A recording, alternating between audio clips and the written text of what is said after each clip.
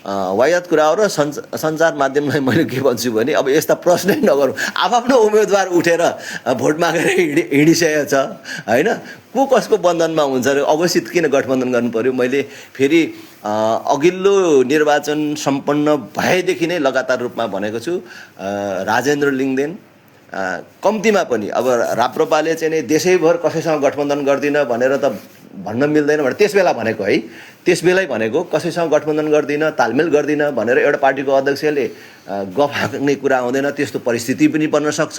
तर कम्तीमा पनि म चाहिँ कसैसँग गठबन्धन नगरिकन एक्लै चुनाव लडेर जितेर आउँछु, म जनतासँग गठबन्धन गर्छु भनेर अघिल्लो चुनाव भनौँ न सकिने बित्तिकै भनेको र अहिले पनि हामीले प्राविधिक रूपमा केही हाम्रो उम्मेदवारी चाहिँ नै खारेज भएको, फिर्ता लिनु परेको कारण बाहेक हामीले 165 निर्वाचन क्षेत्रमै आफ्नो उम्मेदवार उठाएका छौँ। र यहाँ त तपाईँहरू आफै साँची हुनुहुन्छ, यहाँ एमालेको उम्मेदवार भोट मागेर हिँडिराख्नु भएको छ, उता 5 नम्बरमा हाम्रो उम्मेदवार भोट मागेर हिँडिराख्नु भएको छ। अब यो घरिघरि चाहिँ के तालमेल, कस्तो तालमेल हुन्छ र त्यसमा होइन। त्यस कारणले त्यो कुनै सम्भावना छैन।